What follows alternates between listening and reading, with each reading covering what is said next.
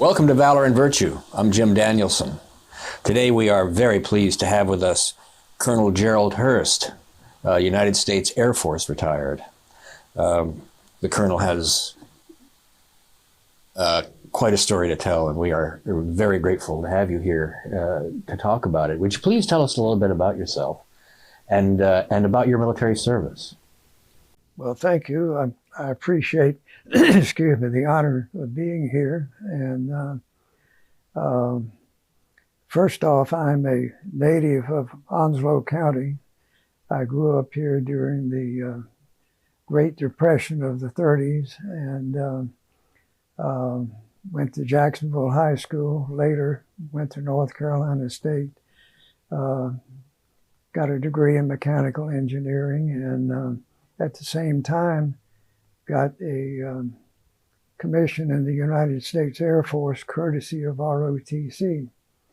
So the education that I got between Jacksonville, which was kind of simple, and what I got at North Carolina State served me well in the military. I entered the U.S. Air Force in September of 1956, and I was fortunate to qualify to go to pilot training. So I spent a year at two different bases getting my wings, and after about 253 hours of training in three different airplanes, I became a qualified pilot.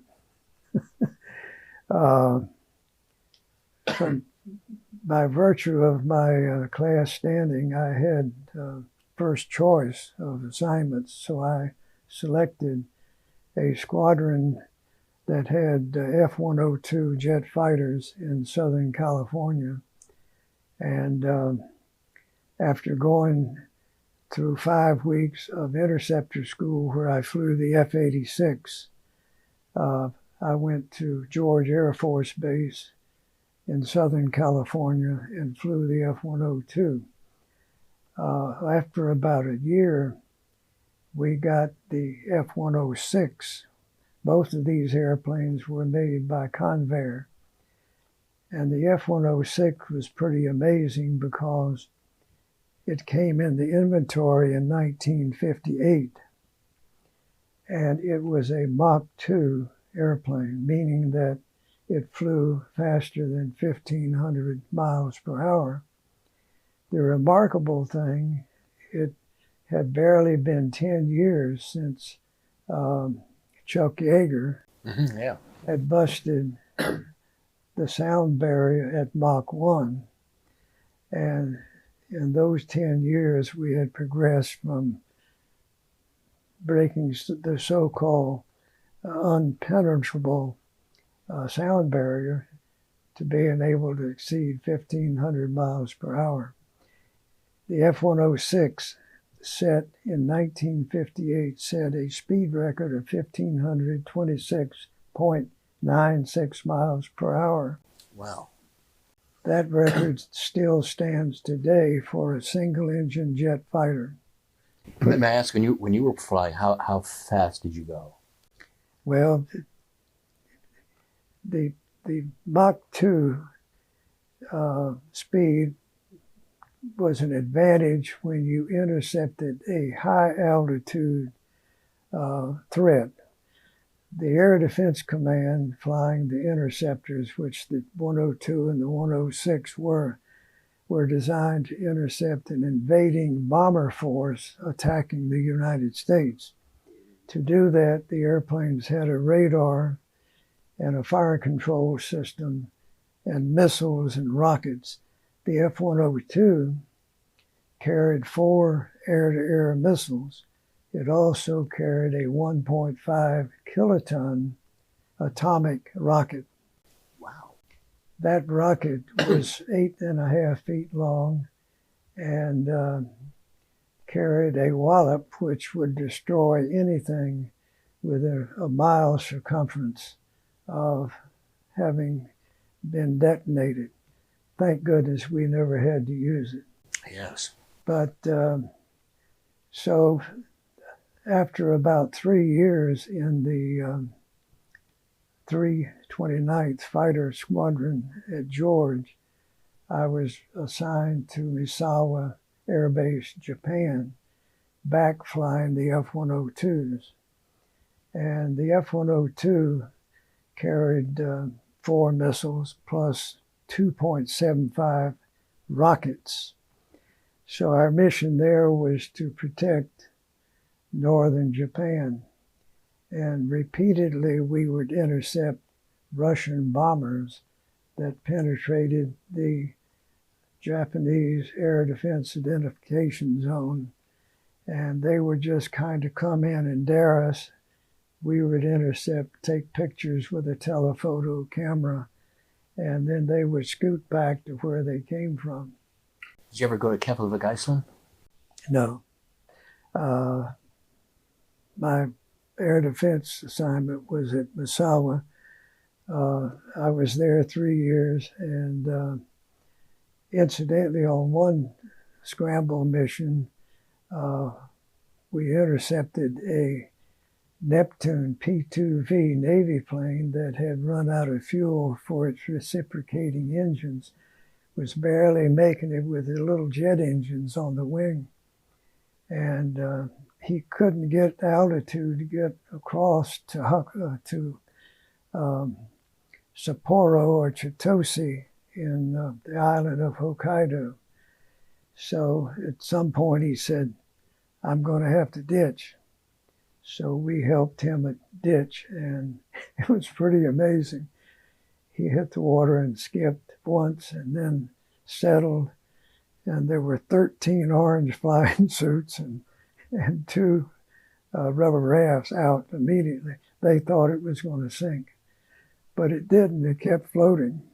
Really? And they had to be towed to shore and guarded, and then later I think the Navy went up and got it, took it out, and I think it had a lot of high-level intelligence gathering equipment on board. So anyway, returning from Japan, I went to McChord Air Force Base in Washington State, back flying the F-106. And there our mission was to go to Alaska and pull alert at either King Salmon or Galena or Eielson up at Fairbanks. So, and there we would routinely intercept the Russian bombers that would come across from Siberia or wherever and penetrate the northern Alaskan Air Defense Identification Zone. So it's kind of interesting because on a mission, a scramble mission, early morning, I think it was 1967, I was first out of the hangar, Red 1 call sign. I had wingman Red 2. And climbing out, the controller said, your target is 12 o'clock range, 600 miles, 43,000 feet.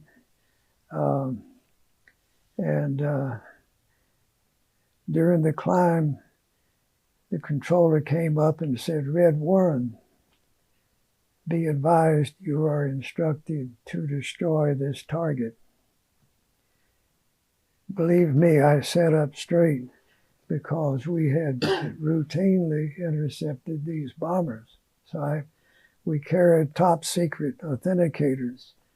So I pulled out the authenticator and said, authenticate Kilo Alpha. And he came back with the right authentication. So I knew it was a valid order. So I'm sitting there. And so I advised Red 2 that we had a valid order, reached over and broke the safety wire on the armament switch, and I got ready to do a lethal mission. So climbing out, I crossed Point Barrow. This target was 150 miles north of Point Barrow, out over the Arctic Ocean. Nothing but ice as far as you could see. So trust me, you look at the engine estimates very closely when there's nothing but ice. So about 10 miles or so past Point Barrow, I say target information. So target Angels 43,000. 12 o'clock, target speed 70. I said, 70? This must be a hell of a headwind. So then I heard this snicker. He says, Red One, be advised, target is a balloon. So I tell you, if I could have reached him, I would have cold cocked him. But So you didn't shoot at it? So I told Red One, I said, go through your checklist. We're going to shoot down a balloon. So I locked on with the radar. The fire control did all the computation, gave you a steering dot. All you had to do was, when the steering got down to 20 seconds, you pull the trigger, the doors would open, the missile rack would come down. So I selected 2 radar missiles. And as the target squeezed down, pulled the trigger, the 2 missiles went away. They missed. This was a huge balloon, and it had what I would estimate a 10 or a 12-foot white package at the bottom. But the missile was bracketed, didn't go off, so I told Red 2, arm up and have at it. He said, I don't have you. I said, do you have the target? He says, no. I said, orbit your present position. So I came back around south, turned around and put the sun behind me. We had an infrared device for detecting the target. So I got a nice spike on the scope, locked on in IR and cross-moded to radar. I know this is all technical stuff, but when I locked on the radar, it gave range information to the fire control. So again, X appeared, pulled the trigger, missile, 2 went away. Nothing. I said, damn, how will I ever explain this? So as I flew by the balloon, I rolled up on the wing and looked. The whole backside was coming apart. The missiles had gone through the bag, and the detonation required breaking the wire in the leading edge of the missile's fins. Which didn't happen. But it went through, and down went the balloon. So I said, thank goodness I don't have to explain 2 misses. So did you ever get a story on the balloon? There was I should have brought it, but I have a news item from the Alaskan paper that tells about us shooting down the balloon, and the Air Force claimed it was a weather balloon. But I've always maintained that the location and the jet stream contours, that it probably came from Siberia, northern Russia, or somewhere. So unlike our recent episode with a balloon where it was allowed to take its mission all the way across the United States, this one was destroyed and now rests at the bottom of the Arctic Ocean. So regardless of whether it was Russian or ours, doesn't really matter. Right. But the good thing is I didn't start World War III. But so after about 3 years or so at McCord, I knew that I was coming up for an assignment to Vietnam. So I didn't want to take pot luck. I didn't want to fly helicopters. I didn't want to fly bug smashers. I didn't want to fly even the F-4 because you had a full-time backseat guy. I liked to be by myself. So anyway, I got in an airplane, flew to headquarters, checked with the big sergeant that had the spreadsheet. He says, Major, you're about 2 months out. We've got you down for F-4s. I said, can I select? He said, you can try. I said, I'd like to fly the F-105. So he picked up his pen and scratched through F-4 and put down 105. He says, you've got it. Wow. What I didn't realize was that the F-105 was taking the lion's share of casualties. During the 9 years or so that the F-105 operated, there were 156 F-105 pilots that died. Wow. So it was not really a good place. But I always said that the P-51 was the airplane to fly for a fighter pilot in World War II. In Korea, it was the F-86F that had the tangles with the MiGs. And I figured that the glamour airplane in Vietnam was the F-105. So I left McCord in '69, went to Wichita, trained in the F-105 for 4 or 5 months, and then I was assigned to Tak Lee Royal Thai Air Force Base in Thailand. All of the 105s flew out of either Tak Lee or Korat in Thailand. So I was there about 2 days. I flew a local orientation flight, and on the third day I was on my first combat mission.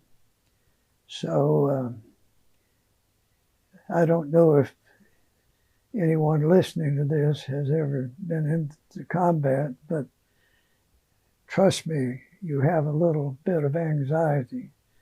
So our typical mission would be as a flight of 2 or a flight of 4. And we would take off from Tak Lee, join up, find a KC-135 tanker about 100 miles north, get on the boom, top off the fuel tanks, then turn east as a flight and go to the assigned target. So on my first mission, after I got off of the tanker, I took time to say a 1-sentence prayer. Dear God, please be with me. I repeated that little prayer on all of my subsequent 91 missions. So not to be, Bible-toting or anything, but trust me, I felt better. And I went on to fly 91 missions. On mission number 38, I can't remember, maybe I forgot my prayer, but I got hit. And coming off the target, the third pass, immediately the engine oil pressure light came on. And I looked at the oil pressure gauge, and it was slowly making its way to 0. I knew that we were in trouble. That day I was flying a 2-seat Model F-105. I had an electronic warfare officer in the back seat named Clive Bevan. He was a captain, a navigator by education, but he managed a lot of electronic stuff to sense and ward off the surface-to-air missiles that came out of North Vietnam. So I told Clive, even before the oil pressure light came off, I said, Clive, we have another mission, Maeve, if this bastard doesn't fall out of the sky. I swear, it wasn't 10 seconds later that the light came on. I was still in afterburner, zigzagging to avoid the fire, and here the oil pressure was failing. So the procedure there is to set the power and don't touch the throttle and don't put any G's on the airplane. Hopefully you can preserve the oil film on the journal. And so fortunately, well, typically I'll say this, a jet engine might run for 15 or 30 seconds, maybe a minute with no oil. This engine ran for 6 minutes. Wow. So I was able to get out of the bad guys' country. And I almost made it to Udorn, which was a northern base.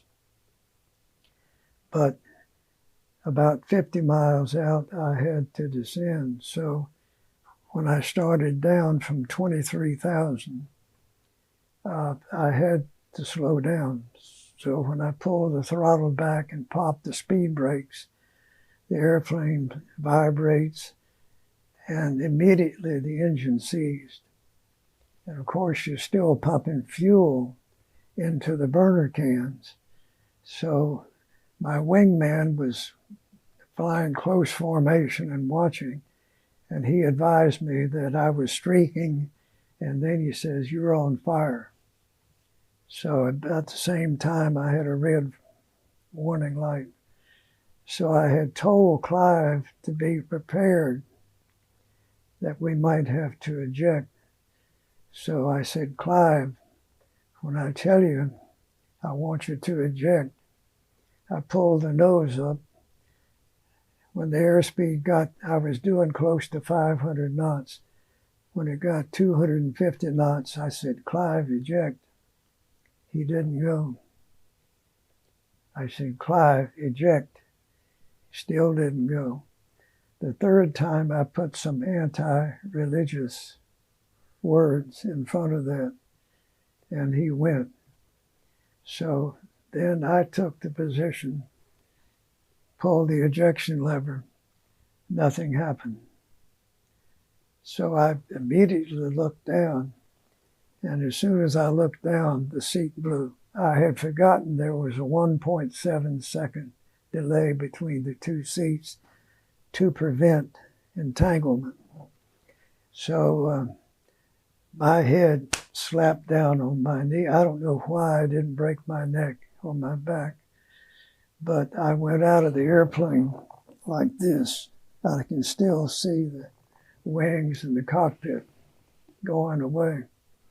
So the chute that we normally had been pulled 2 days before because of a problem, and we had an older chute. And for some reason, this one, even though it was supposed to open automatically, didn't. So after 4 or 5 seconds, I said, damn. So I grabbed the D-ring, pulled the ripcord, and deployed the chute. So coming down, it was not a good area. I thought I was going to go into a tree, and then there was a fence. So I'm trying to slip the chute, and you're not supposed to look at the ground. You're supposed to, anyway, I broke my ankle. Oh. And when my head snapped down, the chin strap went into my voice box, and I couldn't talk for a week and a half.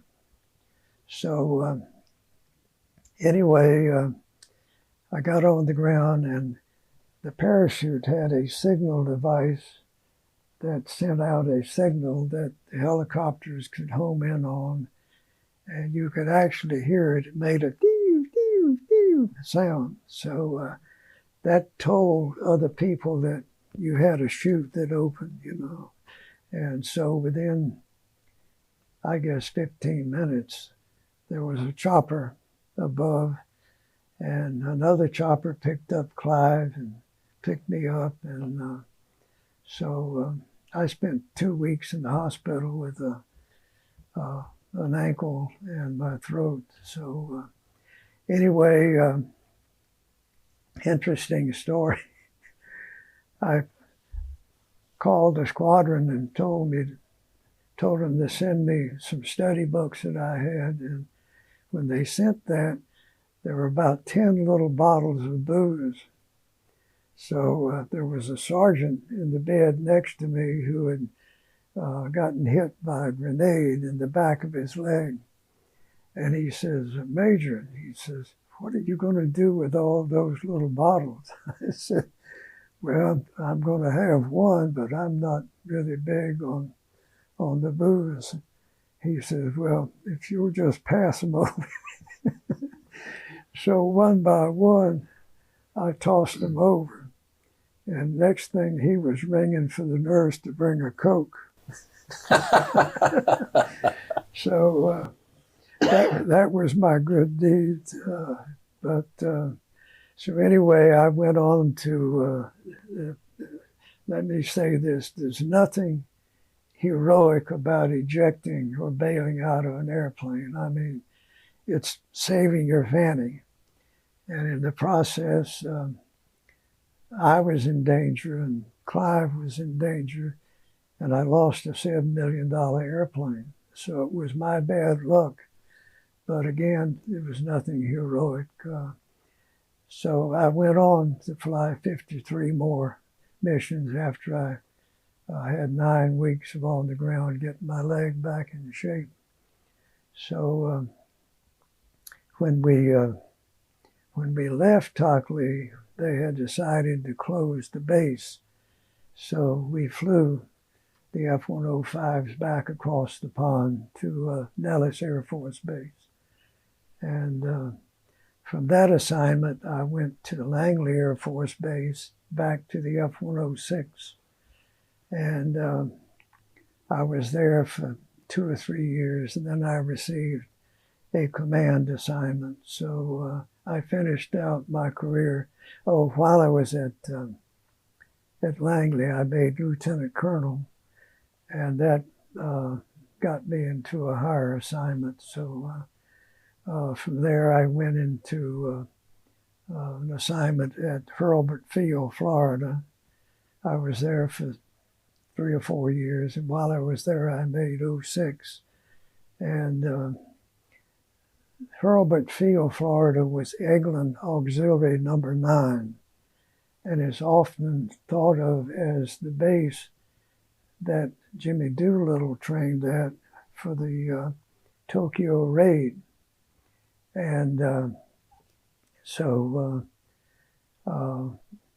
Eglin is a huge base, and it's got a range out in the Gulf. So it was a good assignment for me. From there, I moved to Kelly Field with the Headquarters Security Service, which is the branch of the Air Force that has listening bases around the world, picking up intelligence via radio and other signals and so on. And from there, I moved up to Bergstrom Air Force Base, again in a command position. And in 1982, I retired after 26 years. So looking back, I had a very good career doing what I really enjoyed, which was flying airplanes and flying some really beautiful, beautiful equipment. Did you pass on the F-4 because there's a backseat guy? Mostly, I just thought it was an ugly airplane. Did you really? It wasn't very attractive, but I passed up 2 opportunities to fly the F-4. The first one was when the squadron at Misawa, Japan was deactivated. And for me to come back with the squadron required me to extend for 6 months. and I didn't particularly want to extend for 6 months. Plus, I was like a junior captain, and at that time, in a lot of cases, you would end up in the back seat. Oh. And I didn't want to be in the back seat. So I refused to extend for the 6 months. And they extended me 3 months anyway. But looking back, the 4th Fighter Interceptor Squadron at Massawa was one of the better assignments. It was remote, and there was only a mile of paved street outside of the base. There was nowhere to go, so there was a lot of officer club parties, and everybody had camaraderie. And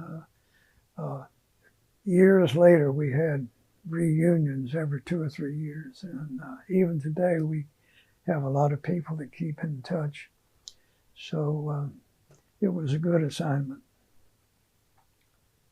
Well, that was 26 years, did you say? Yes. So you kind of covered the treetops, I guess. It was absolutely fascinating. Can we talk a bit about your family and presence here as people in Onslow County and your history with the Marine Corps? Well, I go back to the 30s, having been born in 1933. I was roughly 8 years old when the government took over the property that became Camp Lejeune. My father was born on a farm that is now considered Hadnot Point or Paradise Point at Camp Lejeune. He stayed on the farm until he was, I think, 26 years old. He helped put 3 of his siblings through college. He was kind of the leader of the family. And but he married my mother, I think, in 1931. She was born and raised at what you know as Courthouse Bay. The farmhouse was about 300 or 400 feet up from the stoplight at Courthouse Bay, which back then was known as Marines. Had nothing to do with the Marine Corps. It was named for a family named Marine. And so they were farming folks. My mother picked cotton. My father raised tobacco and corn. They hunted and fished, and it was back then. Onslow County was an agrarian place. Farms, people earning their living from growing crops. There were businesses. Jacksonville in 1940 had a population of 973. If I hadn't have been here, it would have been 972. So anyway, and I can remember when there was only one street that was paved, and Johnson Boulevard was a dirt street. And so about 1931, when my father and mother were married, he moved to Jacksonville and took a job as a mechanic downtown. He was always very mechanically inclined. And after 3 or 4 months, the city fathers asked him to be chief of police. At that time, there was only one other officer, I believe. Anyway, he became chief of police. I think one other officer. And he was to hold that job for 19 years, from 31 to 1949, all through World War II, when the base came and Jacksonville became a boom town. And there were people from all walks of life, the good, the bad, the otherwise, that congregated here. as a result of the military buildup. So I grew up going to the movies downtown and watching the westerns and Tarzan of the Apes, and I was allowed to have a free run of the town. There was no fear of, the stuff that you hear of in New York City and San Francisco and other places today. So I grew up camping and fishing on the river. From an early age, I had a boat with a motor, and I had a free run of New River all the way to the inlet and had campsites. My buddies and I probably camped every weekend until we discovered girls, and then there was a different emphasis. But during the war, it was an interesting time because you had this huge influx of people and people training. So the bad part was that by eminent domain, the government invaded Onslow County and appropriated 111 or more acres of beautiful property to create Camp Lejeune. And what a lot of people don't realize is that this all began well before the declaration of World War II. In fact, 750 families were evicted from the property that became Camp Lejeune. 750 families, about 2,500 people were evicted, their livelihood uprooted, and the compensation was meager. There was no money for the actual move. They got paid for the property or the farm buildings, the homes, the businesses, but not a penny for the actual move. So it caused a great deal of bitterness. I have seen letters where some of my relatives wrote the government speaking of the unfairness and asking for more compensation, which never came. There was one case where a gentleman applied for more money. They sent him a $60 check, and they reportedly that he tore it up and threw it away. So, but back then, again, people had to be off of the property by September the 1st, 1941, a couple of months before the declaration of war, the raid at Pearl Harbor. So the U.S. was already building up on a war footing. There was a draft. Services were being built up. There were airplanes on the assembly line. Thank goodness, by 1941, the B-25, a very nice bomber, was available for Jimmy Doolittle for the Tokyo raid, which was a huge morale booster when we attacked the country of Japan only 4 or 5 months after they had bombed Pearl Harbor.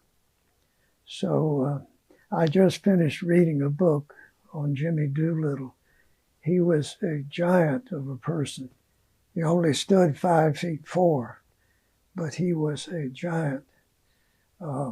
He went on to do really great things for our country, served on different boards, commissions, and so on. Did he fly off of an aircraft carrier?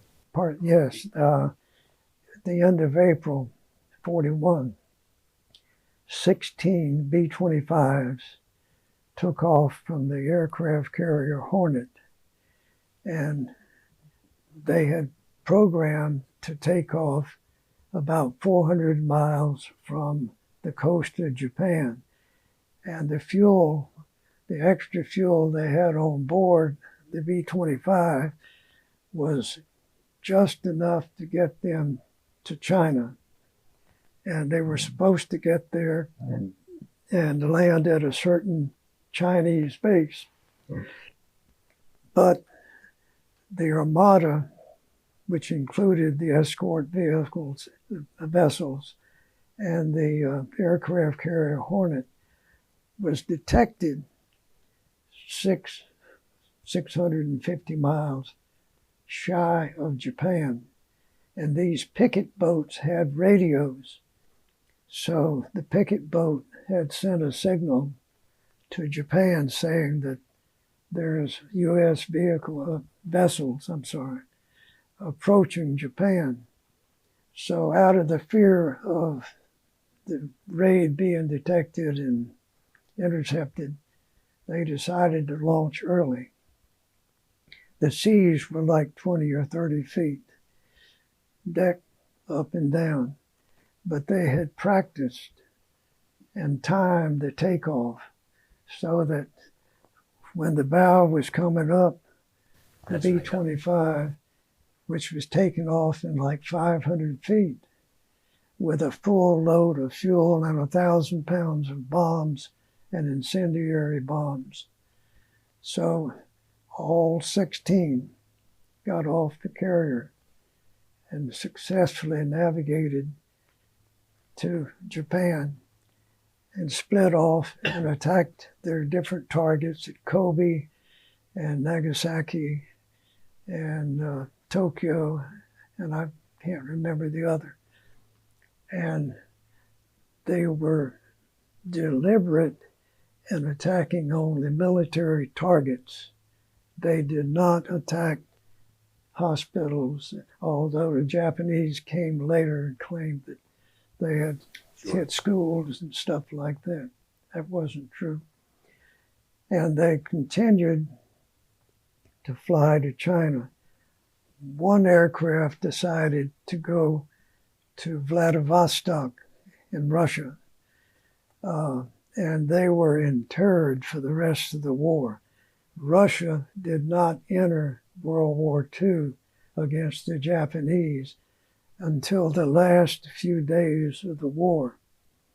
And so the one crew made it to Russia. The rest landed in China. Sadly, there were a couple of crews that were captured after they got to China. And the Japanese, being barbaric, executed, I think, 3 of them, which was an atrocity, to say the least. The Japanese were beyond cruel in World War II.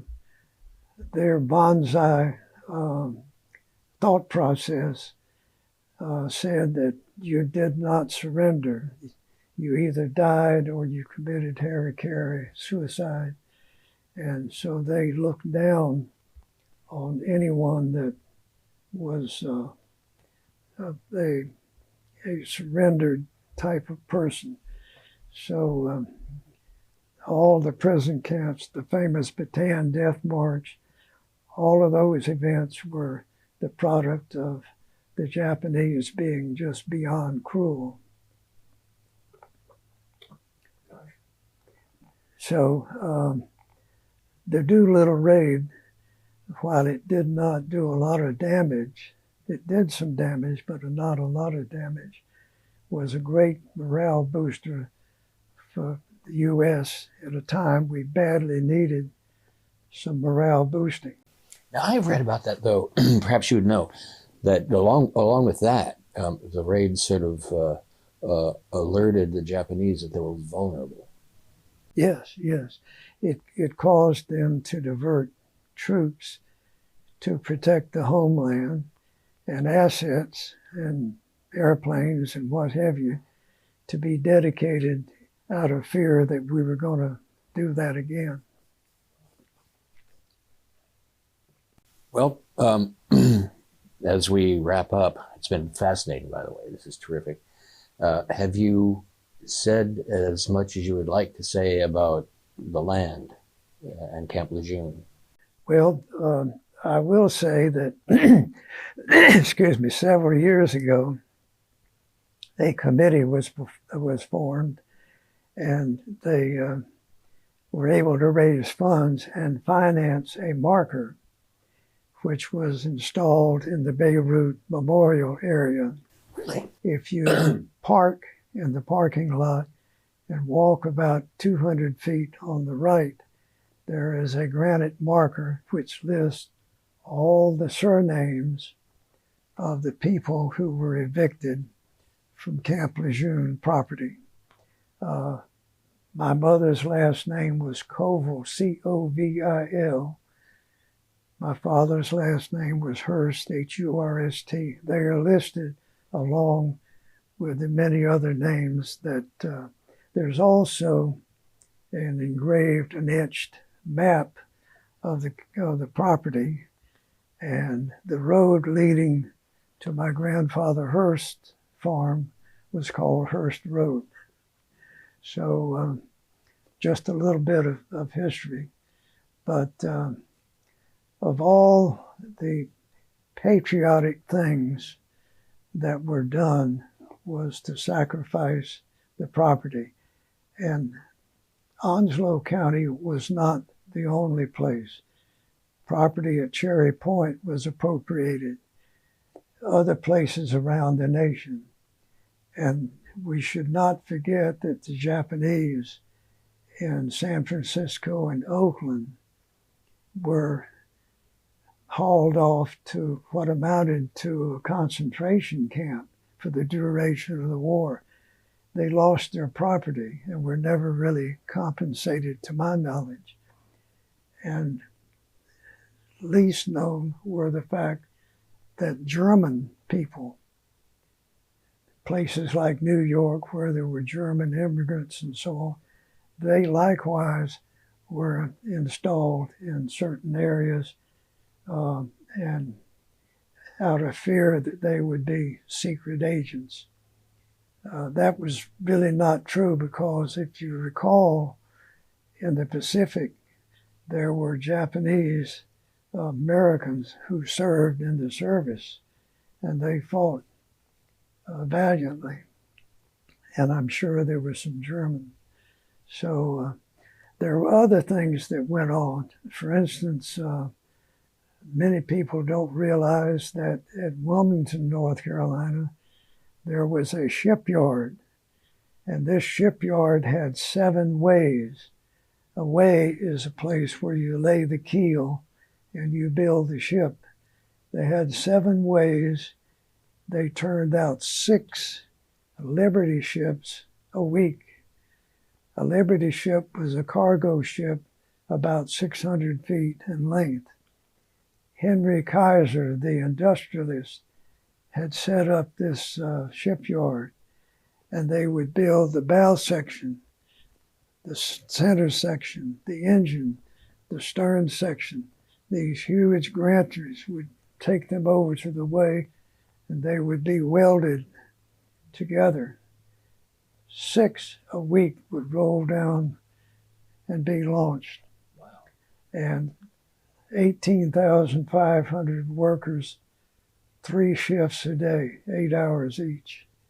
Welders and sheet metal workers and machinists.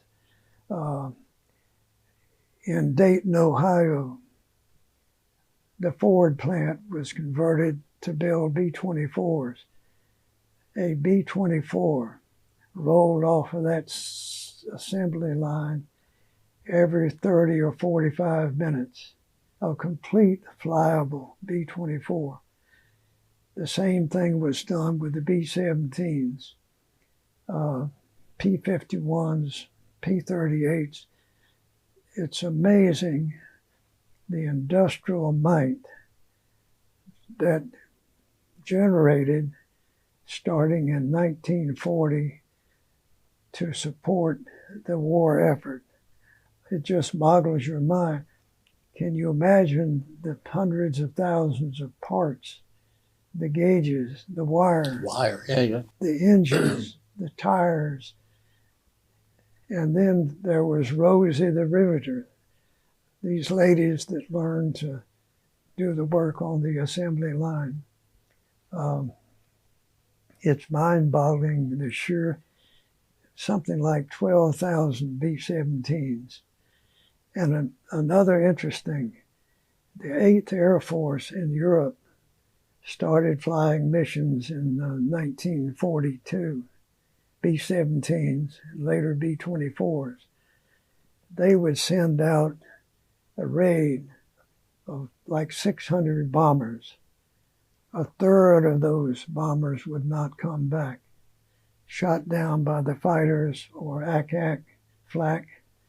And that took a heavy toll. The 8th Air Force lost more people in those years, I think, combined, than all the other casualties. Later, they were able to equip the P-51s, the P-38s, P-47s with drop tanks to extend the range. So they had escort all the way to Berlin. But prior to that, there was a very deadly toll that was taken. Each one of those bombers had 10 crew, gunners, navigator, pilot, co-pilot, radio, you name it, bombardier. There were, beyond your imagination, the heroic effort that it took for a crew to realize that yesterday in their quarters there was a person, another pilot, another co-pilot, and now they're not here. And yet they crawled in the airplane and flew another mission. So a lot of heroics. So God bless them. Yes, God bless them. Colonel Gerald Hurst, this has been fascinating. Thank you. Well, I thank you for the opportunity. Yes, sir. I hope that in some fashion that some of our youth or people that are growing up can appreciate maybe this and what other people have done with this video series. We hope that too. We want Americans to understand that there's something to this country that is very good and worth defending and worth loving, and not just criticizing, although that has its place. We need a revival. I'm with you. I'm with you there. Well, I thank you very much, and thank you, General, for your monitoring, and I thank everyone for watching this little story.